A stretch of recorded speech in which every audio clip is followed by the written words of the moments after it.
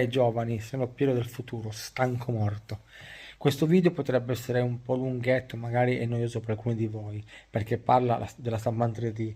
Magari guardatevelo, fatevi un po' di cultura. Potrebbe interessare. Oh, sono stanco morto. Buonanotte e buon video. Ciao. Oggi parleremo di queste cose qua, chiamati supporti, questo grande problema nella stampa 3D. Eccoci qua, iniziamo. Ragazzi, faccio una premessa, non sono un esperto, mi piace condividere la mia esperienza per aiutare te, principiante, che magari non trovi il video giusto e far sì che tu, esperto, in un commento qua sotto puoi dare un tuo consiglio per migliorare la nostra esperienza. Detto questo, cominciamo. Prima di tutto vi faccio un quadro veloce della situazione. Noi abbiamo in una stampa 3D tre assi, ok, l'asse X, l'asse Y e l'asse Z, per cui finché la stampante dal 0, grazie a un programmino, crea qualche cosa di concreto, ci crea il nostro oggetto, dovrà muoversi nello spazio, per cui nei tre punti dello spazio.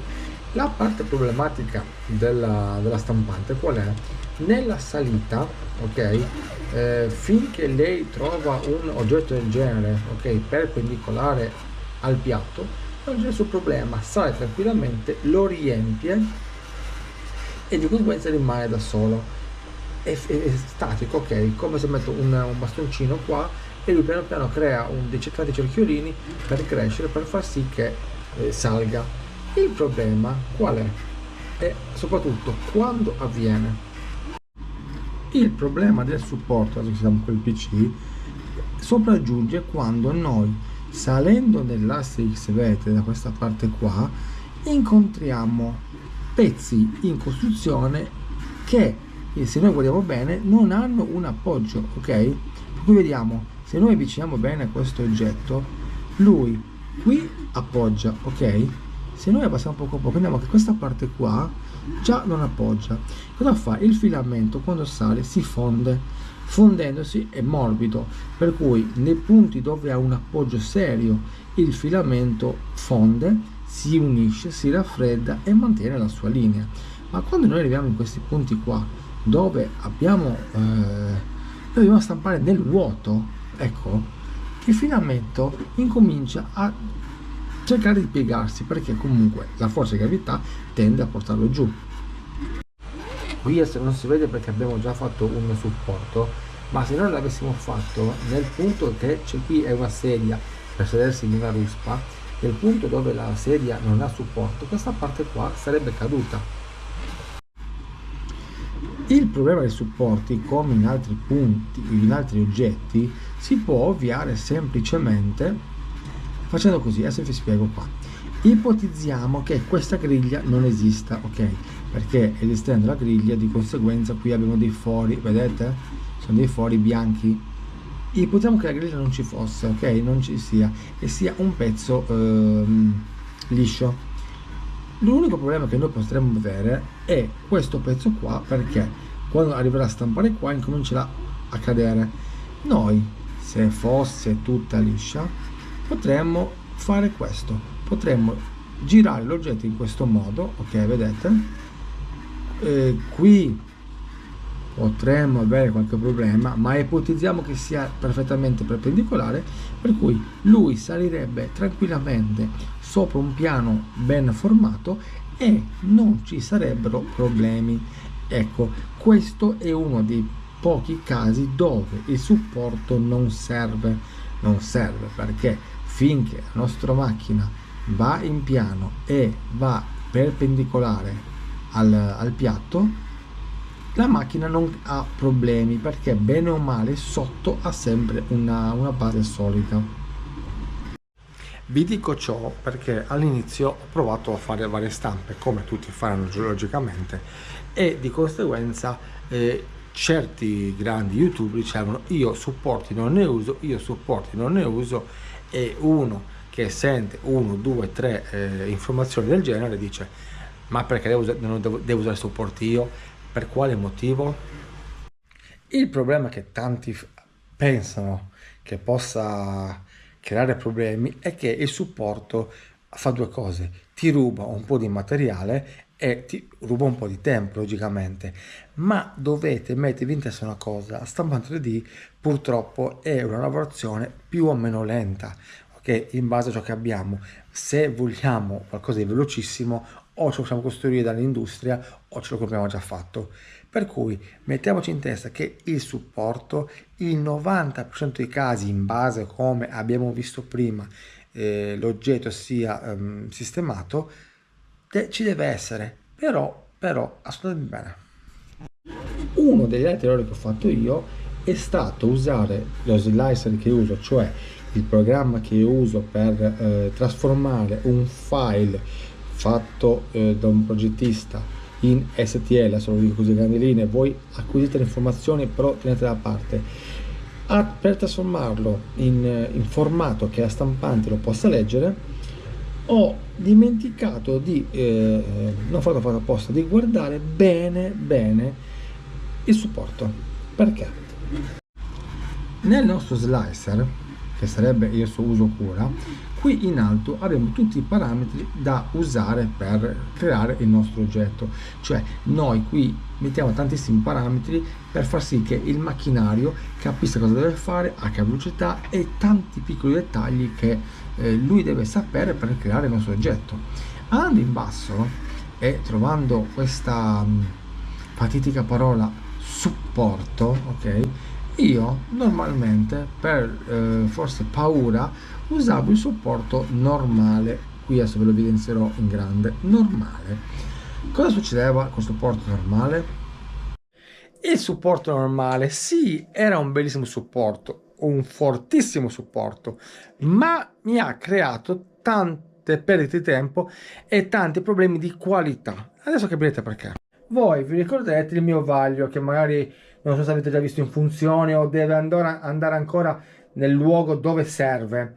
Il vaglio che avevo fatto purtroppo con il supporto normale mi aveva creato un sacco di imperfezioni davvero estreme, dove il supporto veniva tolto e non si staccava perfettamente, per cui dovevo togliere la mano, poi riforare, lisciare. Se vedete è rimasta qualche imperfezione.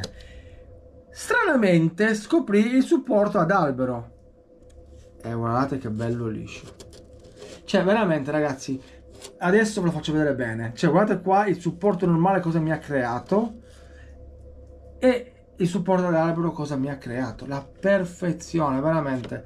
Adesso facciamo un attimo girare e faccio vedere. Guardate qua l'imperfezione, perché era durissimo da togliere, mi aveva tappato quasi al 90% di fori, quando il supporto dell'albero con un colpo leggero, guardate che bello che è venuto. Cioè veramente tutto perché ascoltare grandi youtuber che dicevano di essere bravi nella stampa 3D, come anche per il filamento, mi hanno creato questo problema che mi dispiace perché questo vaglio ci tengo davvero tanto, ma guardate come è venuto veramente bene. Adesso vi spiego un paio di cose. Adesso qui ho messo il supporto standard, vi faccio vedere adesso in questo programma il selezionamento, l'anteprima, e lui mi indicherà per adesso, non so per quale motivo, questa parte blu sono i supporti. Lui creerà questi supportini così veloci per supportare tutta questa linea. Il problema è che lo farà anche qua, se vedete le parti bianche è qua, però crea queste cose rettangolari molto piene e dure. Qui adesso ho messo il supporto albero, praticamente crea proprio degli alberelli, se notate, dove andrà a reggere nei vari punti critici il nostro oggetto. Però la diversità e la differenza di questo supporto che è molto più leggero.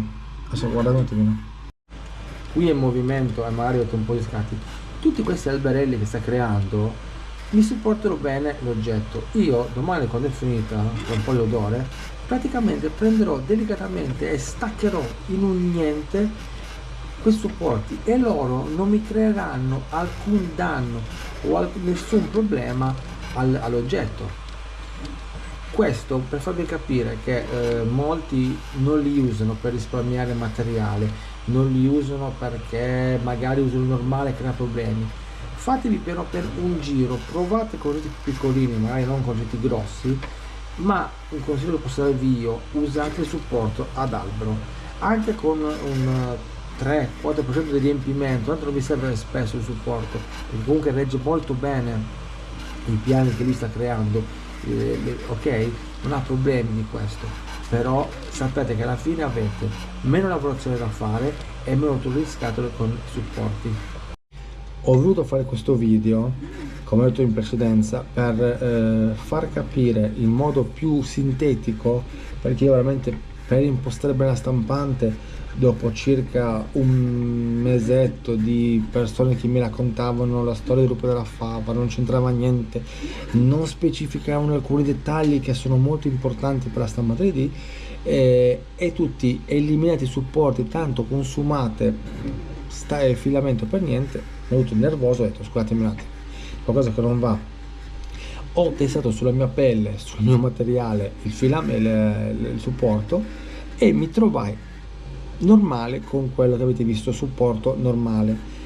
Poi per errore, per cosa ho fatto, mi misi in mente di controllare perfettamente tutti i parametri, trovai il supporto ad albero, tanto che feci uno short con supporto ad albero, adesso non ricordo di cosa, vada del vaglio, sì, proprio di quel cilindro del vaglio, che veramente ero felice, con una mano si poteva togliere. Ricordi una cosa, anche i supporti hanno una densità, per cui più li fate spessi, più fate fatica a toglierli. Magari se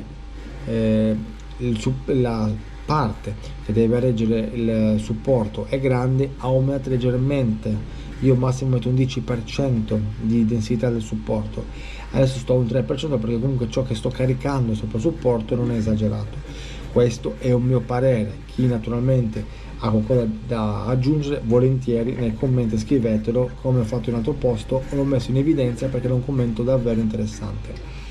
Per cui ragazzi, provateci, sempre dovete, con oggetti piccolini, magari inclinateli in modo da creare un supporto, anche se non serve, così da capire se quel supporto va bene per voi o meno.